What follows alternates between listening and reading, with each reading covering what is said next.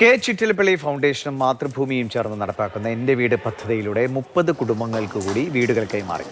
Kozhikode KP Kesava Menon ഹാളിൽ നടന്ന ചടങ്ങിൽ വീടിന്റെ താക്കോൽ mayor O Sadasivan, collector MS Madhavikutty എന്നിവരിൽ നിന്ന് കുടുംബാംഗങ്ങൾ ഏറ്റുവാങ്ങി.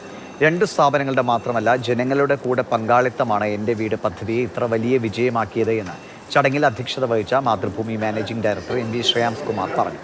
മാതൃഭൂമി ചെയർമാനും മാനേജിംഗ് എഡിറ്ററുമായ PV ചന്ദ്രൻ മുഖ്യ പ്രഭാഷണം നടത്തി.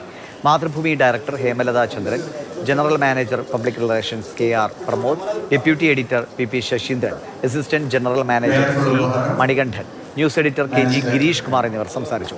ജില്ലയിൽ 2 ഘട്ടങ്ങളിലായി 446 വീടുകളും സംസ്ഥാനത്ത് 1675 വീടുകളുമാണ് ഇതുവരെ പദ്ധതിയിലൂടെ കൈമാറിയത്. 2 സ്ഥാപനങ്ങളുടെ മാത്രമല്ല, മറിച്ച് ജനങ്ങളുടെയും കൂടി ഒരു പങ്കാളിത്തത്തോട് നടത്തിയ പദ്ധതിയാണ്. സമൂഹത്തിന് തിരിച്ചു നൽകുക എന്നുള്ളത് ഏതൊരു സ്ഥാപനത്തിനും കടമയാണ്.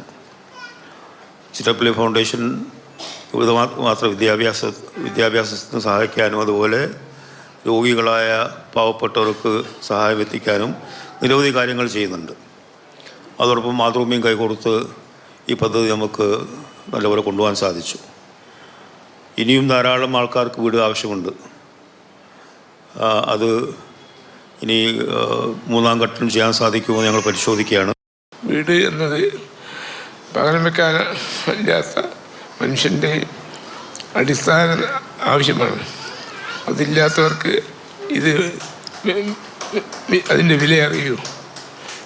ഈ ചിന്തയിൽ നിന്നാണ് മാതൃഭൂമി കെ ചിറ്റിലപ്പള്ളി ഫൗണ്ടേഷനുമായി കൈകോർത്ത് എൻ്റെ വീട് എന്ന പദ്ധതി 2022 ആരംഭിച്ചത്.